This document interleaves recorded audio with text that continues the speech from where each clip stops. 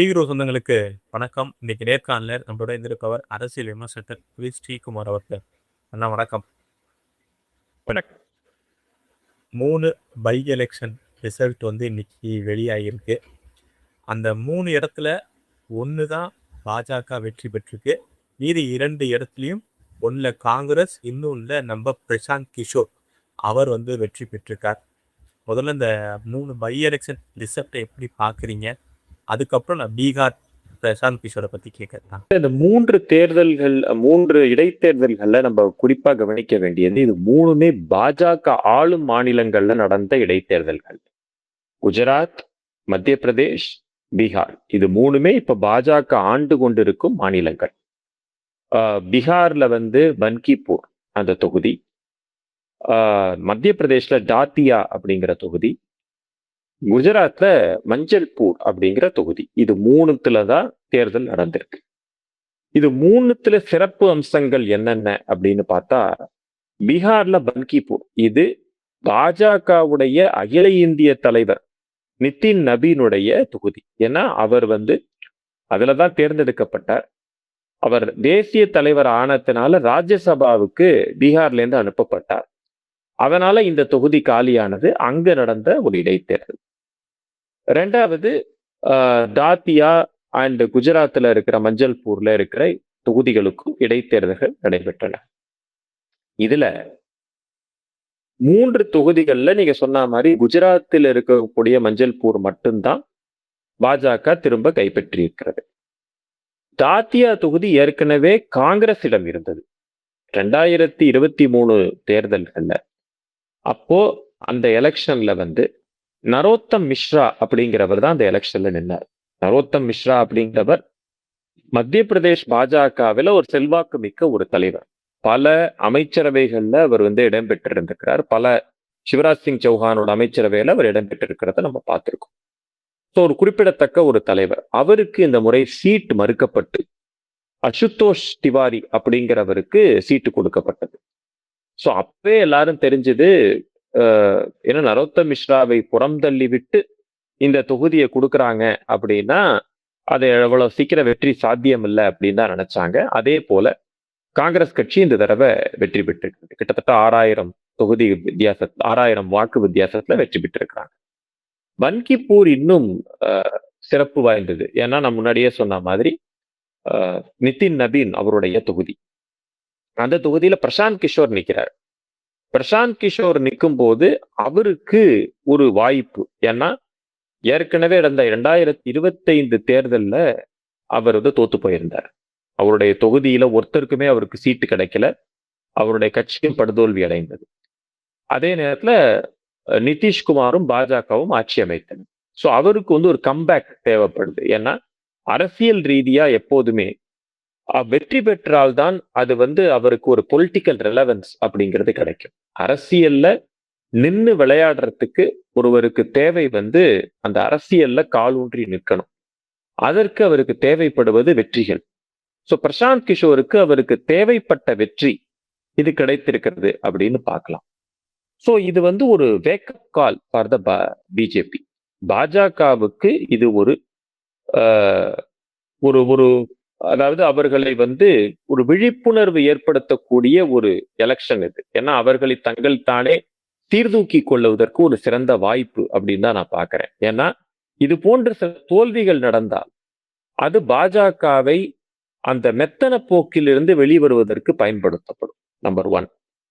வரக்கூடிய உத்தரப்பிரதேஷ் போன்ற தேர்தல்கள்ல அவங்கள சரி செய்வதற்கு, அவங்கள ஒழுங்குபடுத்தி கொள்வதற்கு இது ஒரு வாய்ப்பாக அமையும். 3வது, மக்களுடைய மனநிலை எப்படி இருக்கிறது அப்படிங்கிறத பார்த்து மத்திய அரசாங்கங்களும் சரி, அந்தந்த மாநில அரசாங்கங்களும் சரி, அதிலிருந்து பாடம் கற்றுக்கொண்டு வேலை செய்வதற்கும் இது பயன்படுத்தப்படுகிறது. ஸோ எப்படி பார்த்தாலும் இந்த தோல்வி பாஜகவுக்கு ஒரு பாடமாக அமைகிறது அப்படின்னு தான் நான் பார்க்கிறேன். நீங்க சொன்ன மாதிரி அந்த இடம் 95லேருந்தே பாஜகவோட கோட்டையாவே இருந்திருக்கு. 30 வருடம் கழித்து பாஜக இங்க தோத்துருக்காங்க. இது ஒரு பெரிய செட்பேக் ஆகும். ஏன்னா அந்த தொகுதியிலேருந்து வந்தவர் தான் இப்போ தேசிய தலைமையா இருக்காரு. ஸோ இது எவ்வளோ பெரிய செட்பேக்கு பாஜகவுக்கு. அது இல்லாம அதில் நிறைய சொல்றாங்க லாஸ்ட் டைம்ல தான் அங்க வந்து கேண்டிடேட்டை சூஸ் பண்ணாங்க அப்படிங்கிற ஒரு பேச்சும் இருக்கு.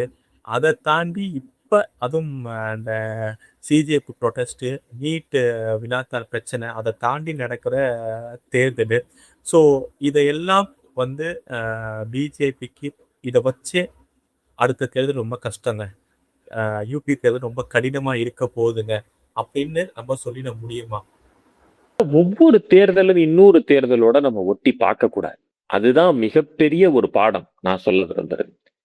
ஏன்னா ஒரு தேர்தல் இன்னொரு தேர்தலோட ஒப்பிட முடியாது. இப்ப பெங்கால் தேர்தல் தமிழ்நாட்டோட ஒப்பிட முடியாது, தமிழ்நாட்டை கேரளாவோட ஒப்பிட முடியாது. அதே மாதிரி இடைத்தேர்தலை பொது தேர்தலோட ஒப்பிட முடியாது. அப்படி பார்த்தா பல தேர்தல்கள் அந்த மாதிரி நடந்திருக்கு. நான் வந்து ஒரு சில எக்ஸாம்பிள்ஸ சொல்றேன். 2014 வருடம் மோடி அவர்கள் ஆட்சி அமையிறது. 2019 வரைக்கும் 5 ஆண்டு காலம் அவருடைய முதல் டேர்ம். அதுல பல இடைத்தேர்தல்கள்ல பாஜக தோல்வி. அவர்கள்ட்ட இருந்த தொகுதிகளை அவர்கள் இழந்தார்கள். மத்திய பிரதேஷ்ல ஒரு இடைத்தேர்தல் ஒரு தொகுதியை இழந்தார்கள். ராஜஸ்தான்ல அஜ்மேர், அல்வர் அப்படிங்கிற 2 தொகுதியை இழந்தார்கள். உத்தரப்பிரதேஷ்ல கைரானா, யோகி ஆதித்யநாத்துடைய கோரக்பூர், அங்க இருக்கக்கூடிய துணை முதலமைச்சர் கேசவ் பிரசாத் மௌரியாவுடைய புல்பூர், இந்த தொகுதிகளை இழந்தார்கள். வினோத் கண்ணா நடிகர், அவர் இறந்து போனதுனால அந்த தொகுதி காலியான குருதாஸ்பூர், அந்த தொகுதியை பஞ்சாப்ல இழந்தாங்க. அதே மாதிரி கர்நாடகத்துல வந்து பெல்லாரி தொகுதியை இழந்தாங்க. சோ இது போன்று பல தொகுதிகளை பாஜக இழந்தது. நான் சொல்றது ஒவ்வொன்றும் ஒவ்வொரு மாநிலத்தை சேர்ந்தது. மகாராஷ்டிரால ஒரு தொகுதியை இழந்தாங்க பாஜக. சோ மகாராஷ்டிரால 1, மத்திய பிரதேஷ்ல 1, ராஜஸ்தான்ல 2, உத்தரப்பிரதேஷ்ல 3, கர்நாடகத்துல 1, பஞ்சாப்ல 1, இது போன்று பல தொகுதிகளை பாஜக இந்த 5 ஆண்டுகள்ல தொடர்ந்து இழந்தாங்க. அதை தவிர மத்திய பிரதேஷ், ராஜஸ்தான், சத்தீஸ்கர் தேர்தலையும் அவங்க தோத்து போனாங்க. அதுக்கப்புறம் 2019 அவங்களால ஜெயிக்க முடிஞ்சது. வேற ஒரு காரணங்கள்னால அவங்க ஜெயிக்க முடிஞ்சது. அதே போல பட் நீங்க வந்து இதுல நினைச்சு பாருங்க, சட்டசபை தேர்தல் அப்படின்னு வரும்போது டெல்லியில 2015லயும் அவங்களால வெற்றி பெற முடியல, 2020லயும் வெற்றி பெற முடியல. பீகார்ல 2020 தேர்தல்ல ரொம்ப கஷ்டப்பட்டு தான் ஜெயிச்சாங்க பாஜக. கடைசி வாக்கு அந்த ரவுண்ட்ஸ்ல தான் அவங்க வந்து பாஜக வந்து ஜெயிக்க முடிஞ்சது. பாஜக, நிதிஷ்குமார் அந்த அளவுக்கு ரொம்ப டைட்டா போச்சு. அதுக்கு காரணம் அந்த நேரத்துல இருந்த கோவிட். ஸோ எதுக்கு சொல்றேன்னா, ஒவ்வொரு தேர்தலும் ஒவ்வொரு சூழ்நிலைகளுக்கு ஏற்றால் போல் அமையும். அந்த சூழ்நிலை என்ன டாமினேட் பண்ணுதோ அது தேர்தல் முடிவுகளாக வெளிப்படும். அப்படித்தான் நான் அதை பார்க்கிறேன். அதனால தான் இந்த தடவை பார்த்தீங்கன்னா, இந்த எலெக்ஷன் நடந்த அந்த டைமிங்கே ரொம்ப ஒரு மாதிரி ஒரு டிஃபரண்டான டைமிங். அந்த ஸ்டூடெண்ட்ஸ் அஜிடேஷன் அப்படிங்கிற போர்ல நடந்தது. அதுக்கப்புறம் வந்து பீகார்ல வந்து முதலமைச்சர் மாறியது. இருக்கக்கூடிய அந்த அவர் வந்து நீங்க சொன்ன மாதிரி தேசிய அரசியலுக்கு போனதுனால இடம் காலியானது. அவரும் அவருடைய அப்பாவும் வகிச்ச தொகுதி, அவங்க இருந்த தொகுதி அது. நிதின் நபீன் அவங்களோட அப்பாவும் இருந்த தொகுதி. ஸோ அது ஒரு கேண்டிடேட், ரொம்ப வீக்கான கேண்டிடேட். நீரஜ்குமார் அப்படிங்கிறவரை வந்து பாஜக போட்டிருந்தாங்க. அவர் ஒரு வீக்கான கேண்டிடேட். நீரஜ்குமாரா பிரசாந்த் கிஷோரா அப்படின்னு பாக்குற போது பிரசாந்த் கிஷோர் ரொம்ப அறிமுகமானவர். அதுக்கு காரணம் அவர் பீகார் 2025 தேர்தலுக்கு முன்னாடியே பல இடங்கள்ல வந்து அவர் போயிட்டு வந்திருக்கிறார் அந்த ஸ்டேட்டை பொறுத்த வரைக்கும். ஸோ அவருக்கு வந்து ஒரு ஒன் டைம் வாய்ப்பாக கூட அது அமைந்திருக்கலாம். ஆனா இதே கண்டினியூஸா நடக்கும் அப்படின்னு சொல்ல முடியாது. ஏன்னா நான் அதான் சொல்ல வரேன். 2014 to 19 நடந்த அந்த கோரக்பூர் தொகுதியில யோகி ஆதித்யநாத் பலமுறை வென்ற தொகுதி. யோகி ஆதித்யநாத்துக்கு முன்னாடி அவருடைய குரு யோகி அவைத்தியநாத் அப்படின்னு ஒருத்தர் இருந்தார், அவர் வென்ற தொகுதி. ஸோ அவர் இருந்து யோகி அவைத்தியநாத், அதுக்கப்புறம் யோகி ஆதித்யநாத் இருக்கிற தொகுதியில நடுவுல நடந்த இடைத்தேர்தல் அவர் முதலமைச்சர் ஆனதுக்கு அப்புறம் அவரோட சொந்த தொகுதியில பாஜக தோக்குது. சரி, இப்படிதான் வரப்போகுது அப்படின்னு சொல்லிட்டு 2017 பார்த்தா அவர் திரும்ப ஜெயிக்கிறார். சோ ஒரு தேர்தல் தோல்வியை மட்டும் வச்சு அதை வந்து ரைட் ஆஃப் பண்ண முடியாது. பட் இது வந்து பாஜகவுக்கு ஒரு வேக்கப் கால். நான் சொல்ற மாதிரி இது வந்து ஒரு பின்னடைவு தான். அந்த பின்னடைவுலேருந்து எப்படி அவங்க பாடம் கற்றுக்கொள்வார்கள் அப்படிங்கிறது தான் இதுல ஒரு கேள்வி. பாஜகவோட ஒரு அட்வான்டேஜ் என்னன்னா, ஒவ்வொரு தேர்தல்களிலும் அவர்கள் பாடம் கற்றுக்கொள்வார்கள். குயிக்கா லேர்ன் பண்ணக்கூடிய ஒரு கட்சி வந்து பாஜக. பல தேர்தல்கள்ல அது மூலியமாக அவங்க வெற்றி பெற்றிருக்கிறாங்க. தோத்து போன தொகுதிகள்ல கோர்ஸ் கரெக்ஷன் மூலியமாக வெற்றி பெற்றிருக்கிறார்கள். குறிப்பா இங்க சொல்லப்போனா சமீபத்தில் நடந்த பெங்கால் எலெக்ஷன். அது வந்து ஒரு எளிதான ஒரு தேர்தலே கிடையாது. எந்த பாராமீட்டர்ஸ்ல வச்சு பார்த்தாலும் பெங்கால் எலெக்ஷன்ல ஒரு வெற்றி பெறுவது அப்படிங்கிறது அவ்வளவு சுலபமான விஷயமே கிடையாது. அங்க டெமோகிராபிக் பேட்டர்னை எடுத்து பாருங்க. அங்க இருக்கிற மக்களுடைய மனநிலையை எடுத்து பாருங்க. கட்சியுடைய ஆர்கனைசேஷனல் பேஸ் எடுத்து பாருங்க. இஷ்யூஸ் எந்த இஷ்யூஸை ரைஸ் பண்றாங்கிறத பாருங்க. அங்க கட்சி தலைமை இருக்கிறதான்னு பாருங்க. எதுலையுமே பாத்தீங்கன்னா திரிணாமுல் காங்கிரஸோடைய ஈடு இணையே இல்லாம இருப்பாங்க பாஜக. திரிணாமுல் காங்கிரஸ் ஒரு லெவல்ல இருக்காங்கன்னா பாஜக வேற ஒரு இடத்துல இருக்கு. 15 ஆண்டு காலம் திரிணாமுல் காங்கிரஸ் வேரூன்றி இருந்த ஒரு மாநிலம் வெஸ்ட் பெங்கால். அங்கு பாஜகவுக்கு வேலையே இல்லை அப்படின்னாங்க. கிட்டத்தட்ட 2014 தொகுதி தேர்தல் வரைக்கும் பாஜக 1 தொகுதி 2 தொகுதி 3 தொகுதி இந்த ரேஞ்சுக்குள்ளதான் அவங்க ஜெயிச்சாங்க. 2021 தான் 77 தொகுதிக்கு ஜெயிக்க வந்தது. அப்புறம் ஆட்சியை பிடிக்க முடிஞ்சது. சோ இவ்வளவு கஷ்டமான இலக்குகளை வந்து ஃபேஸ் பண்ண கட்சி தான் பாஜக. அஸ்ஸாம் வந்து பாத்தீங்கன்னா பாஜக வெற்றி பெற்றதே கிடையாது 2016க்கு முன்னாடி. கூட்டணியில கூட வெற்றி பெற்றது கிடையாது. அப்படி ஒரு இடத்துக்கு முதன் முறையாக ஆட்சிக்கு வராங்க. சோ இது போன்ற ஒரு குயிக்கா பாடம் கத்துக்கக்கூடிய ஒரு இடம் வந்து பாஜகவுக்கு வந்து எலெக்ஷன்ஸ்ல வந்து அவங்க கிடைக்குது. இப்ப சத்தீஸ்கரை எடுத்துப்போமே எக்ஸாம்பிள். 2023ல 2018ல படுதோல்வி அடைந்த ஒரு மாநிலம் சத்தீஸ்கர். 90 தொகுதி அங்க கிட்டத்தட்ட 68 தொகுதி 67 தொகுதிகள் போல காங்கிரஸ் வெற்றி பெற்றாங்க. It was a wash out. BJP 3 முறை ஆட்சியில இருந்த போதுக்கு அப்புறம் கூட சத்தீஸ்கர்ல வாஷ் அவுட் ஆறாங்க. ஆனா 2023ல இதுக்கு முன்னாடி இருந்த டேர்மை விட அதிகமான எண்ணிக்கையில பாஜக வெற்றி பெறாங்க. சோ எப்படி பார்த்தாலும் இந்த வேக்கப் கால் அப்படிங்கிறது ஒரு ஆப்பர்ச்சுனிட்டியா வருவதற்கும் பாஜகவுக்கு வாய்ப்பு இருக்கிறது. அண்ட் இதே மாதிரி இன்னொரு காரணம். இப்ப இந்த ஓட்சோரி அப்படின்னு சொல்லிட்டு இருந்தாங்க இல்லையா? இப்ப அவங்களுக்கு இதுக்குள்ள இருந்து ஒரு பதில் கிடைக்கிறது. பாஜக ஆண்டு கொண்டிருக்கக்கூடிய மாநிலங்கள் அந்த இடத்துல இடைத்தேர்தல் நடக்கிறது. இடைத்தேர்தல் அப்படிங்கிறது எப்பவுமே ஆளுங்கட்சிக்கு சாதகமாக இருக்கும் அப்படிங்கிறது ஒரு பொதுவான விதி. அதையும் தாண்டி எதிர்க்கட்சிகள் ஜெயிக்கிறாங்க அப்படின்னா இந்த ஓட்சோரிங்கிற விஷயத்தை அவங்க எப்படி ஜஸ்டிஃபை பண்ண போறாங்க? இதுவும் ஒரு விஷயம். ரெண்டாவது, இப்ப பீகார்ல பிரசாந்த் கிஷோர் வெற்றி பெறுவதன் மூலம் ராஷ்டிரிய ஜனதா தளம் பின்னுக்கு தள்ளப்படுகிறது. அவங்களுக்கு ஒரு ரெலவன்ஸ் இல்லாம போகுது. இதுவும் ஒரு காரணம். சோ ஒரு தேர்தல்கள்ல பல பாராமீட்டர்ஸ் இருக்கு. சோ இது ஒன்னொன்னாதான் நம்ம இதை பார்க்க முடியும். இன்னொன்னு என்ன சொல்றாங்கன்னா, இந்த 2 நம்ம சொன்ன மாதிரியே மத்திய பிரதேசல தோல்வி, பீகார்ல தோல்வி. அதை தாண்டி குஜராத்ல இடைத்தேர்தல்ல போன தடவை வெற்றி பெற்றது லட்சக்கணக்கு வாக்கு வித்தியாசத்துல. ஆனா இது வந்து 30,000 ஆயிரக்கணக்கில் தான் வெற்றி பெற்றிருக்காங்க. ஸோ அந்த டபுள் இன்ஜின் சர்க்கார்லாம் இப்போ வந்து சறுக்க ஆரம்பிச்சிருச்சு. ஒரு நியூ பேட்டர்ன் வந்து தெரிய ஆரம்பிச்சிருச்சு. பொலிட்டிக்கல்ல ஒரு நியூ ஸ்மெல் வர ஆரம்பிச்சிருச்சு. பாஜக சரிய தொடங்கிருச்சுன்னு அரசியல் விமர்சனம் எல்லாம் சொல்றாங்க. இல்ல அவங்க சொல்லலாம். பாஜக சரிய தொடங்கி இருக்கிறதுன்னு சொல்லலாம். அதுக்கப்புறம் அதோடைய இது வந்து எப்ப நம்மளுக்கு தெரியும்னா அடுத்த செட் ஆஃப் எலெக்ஷன்ல தெரியும். 2027 தெரியும். இப்ப இந்த சரிய தொடங்கிடுச்சுன்னு சொல்றவங்க அந்த நேரத்துல திரும்ப வேற மாதிரி பேசக்கூடாது. ஸ்டாண்டர்ட் ஒரே மாதிரி இருக்கணும். லாஜிக் ஒரே மாதிரி இருக்கணும். நினைச்ச நேரத்துல வந்து ஓட்சோரியினால ஜெயிச்சிருச்சு அப்படின்னு சொல்றது, அதுக்கப்புறம் சரிய தொடங்கிடுச்சுன்னு சொல்றது, அப்புறம் திரும்ப ஓட்சோரியினால ஜெயிச்சிருச்சுன்னு சொல்றது, இப்படிங்கிறது வந்து ஒரு அரசியல் விமர்சகர்களோ பத்திரிகையாளர்களோ ரொம்ப ஆப்பர்ச்சுனிஸ்ட் அப்படிங்கிறத எடுத்துக்காட்டும். அதை எக்ஸ்போஸ் பண்ணும்.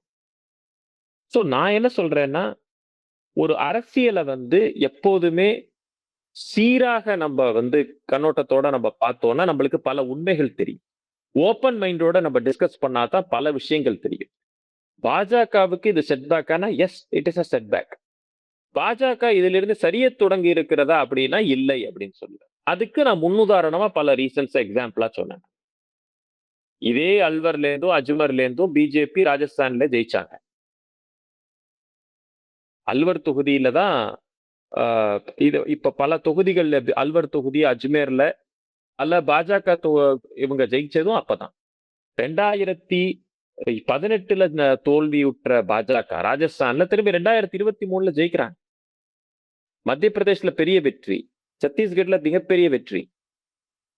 சோ எப்படி முடிஞ்சது? 2024 240 சீட்டு தானே பிஜேபி வாங்கினாங்க.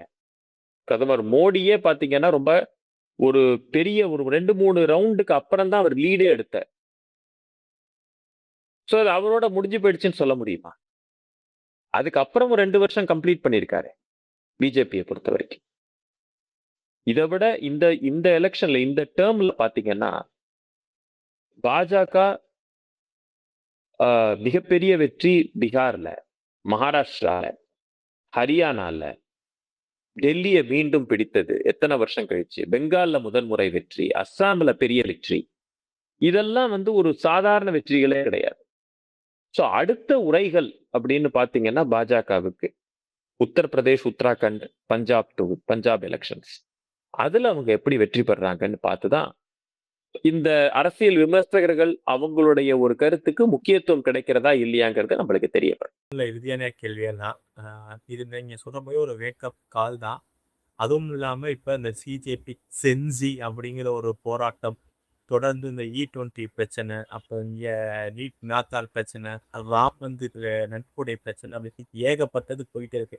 இதே மாதிரி இஷ்யூ விவசாய பிரச்சனை யூபி எலெக்ஷனுக்கு முன்னாடி வந்தது. பட் ஓகே, யூபி எலெக்ஷனை அவங்க கைப்பற்றிட்டாங்க. பட் இந்த ஜென்சி இந்த இடைத்தேர்தல் தோல்வி இதுலேருந்து மீண்டு யூபி எலெக்ஷனை கைப்பற்றுமா பாஜக? தனது தேர்தல் யூகத்தை அதாவது மாற்றி அமைக்கிறதுக்கான வாய்ப்பு இருக்கா? இந்த டீப் ஸ்டேட் அவங்க அமெரிக்காவுடைய டீப் ஸ்டேட்டுடைய சதி வேலையின் காரணமாகத்தான் பல போராட்டங்கள் இங்கு நடக்கிறது. எதுவுமே ஆர்கானிக் போராட்டங்கள் கிடையாது. அதை நம்ம முதல்ல புரிஞ்சுக்கணும். ஏன்னா நான் பல முறை சொல்லியிருக்கேன். ஏன்னா ஒரு போராட்டம் வருதுன்னா அதுக்கு சில காரணிகள் அமையணும், ஒரு ஜெனுயின் கன்சர்ன்ஸ் இருக்கணும். அது மூலியமாக ஒரு போராட்டம் நடக்கிறதுன்னா ஒரு நியாயம். பட் எங்கேருந்தோ அமெரிக்கால இருந்து ஒருத்தர் வர ஒரு போராட்டம் நடத்துறாரு. அதுக்கப்புறம் பாத்தீங்கன்னா அவருடைய ஒரு ட்ரேசஸே அதுக்கப்புறம் கிடையாது. பஞ்சாப்ல அதே மாதிரி ஒரு உங்களுக்கு பேப்பர் லீக்ஸ் நடக்குது. ஜார்க்கண்ட்ல பேப்பர் லீக்ஸ் நடக்குது. ஜார்க்கண்ட்ல 10 தினத்துக்கு மேல அங்க இருக்கிற மாணவர்கள் போராடுறாங்க. நீங்க அங்க போறீங்களா அப்படின்னு கேட்டா இவர்கிட்ட பதிலே கிடையாது. அப்புறம் எப்படி அது மாணவர்கள் போராட்டம் அப்படின்னு சொல்லலாம்? மாணவர்கள் போராட்டம்னா எல்லா இடத்துலயும் சீரா இருக்கிறது பேர் தான் மாணவர் போராட்டம். நான் ஒரு இடத்த மட்டும்தான் டார்கெட் பண்ணுவேன் மாணவர் போராட்டம்ங்கிற பேர்ல, பாக்கி இடத்த பத்தி நான் பாராமுகமா இருப்பேன் அப்படின்னு சொன்னா அது மாணவர் போராட்டம் கிடையாது. இட்ஸ் அ பொலிட்டிக்கல் ஆப்பர்ச்சுனிசம், சந்தர்ப்பவாதம். பஞ்சாப்ல இதே மாதிரி பேப்பர் லீக்ஸ் நடக்கிறது. கர்நாடகால பேப்பர் லீக்ஸ் நடந்திருக்கு. அதே மாதிரி ஜார்க்கண்ட்ல இப்ப மாணவர்கள் போராடிக்கிட்டு இருக்காங்க. அங்கேயே இந்த பேச்சே வரல. சோ இது ஒரு டீப் ஸ்டேட் உடைய ஒரு கான்ஸ்பிரசி, ஒரு சதி திட்டம் அப்படிங்கிறது வெட்ட வெளிச்சமாகிறது. நான் முன்னாடி சொன்ன பதிலையே நான் திரும்பவும் சொல்றேன். ஒரு தேர்தல் இன்னொரு தேர்தலோட ஒப்பிட முடியாது. ஒரு தேர்தலை இன்னும் அதே எலெக்ஷனுடைய முந்தின இஷ்யூவோட ஒப்பிட முடியாது. ஏன்னா அந்த நேரத்தில் இருந்த சந்தர்ப்ப சூழ்நிலைகள் வேற, இஷ்யூஸ் வேற. இந்த நேரத்துல சந்தர்ப்ப சூழ்நிலைகள் வேற, இஷ்யூஸ் வேற, வியூகங்கள் வேற, வேட்பாளர்கள் வேறையா இருப்பாங்க, இஷ்யூஸ் டாமினேட் பண்றது வேறையா இருக்கும். அப்படின்னு பாக்குற போது ரியல் இஷ்யூஸ் அதுதான் கிரவுண்ட ஹிட் பண்ணும். நான் சொல்றது இந்த பல தேர்தல், இப்ப இடைத்தேர்தல் நடந்ததுல உங்களுக்கு ஓட் பர்சன்டேஜே கூட இல்ல. 30%, 35% தான் ஓட்டு போட்டிருக்காங்க மக்கள். மக்களுக்கே ஆர்வம் இல்லை இந்த இடைத்தேர்தல். சோ அதையும் நம்ம ஒரு முக்கியமா பார்க்கணும். பொது தேர்தல்கள்ல அப்படி கிடையாது. மக்கள் அதிக எண்ணிக்கையில வாக்கு போடுவாங்க. சோ அதோடைய வெற்றியோ தோல்வியோ அதோடைய இம்பாக்ட் ரொம்ப டெசிசிவா இருக்கும். சோ என்ன பொறுத்த வரைக்கும் உத்தரப்பிரதேஷ் தேர்தல் ஒரு முக்கியமான உரைகளாக இருக்கும் அப்படின்னு தான் நான் பாக்குறேன். நிச்சயமா இவ்வளவு நேரம் உங்க நேரத்தை நம்ம களத்துல பயன்படுத்தி ரொம்ப நன்றி. நல்லதே நடக்கும். வாழ் வளமுடன்.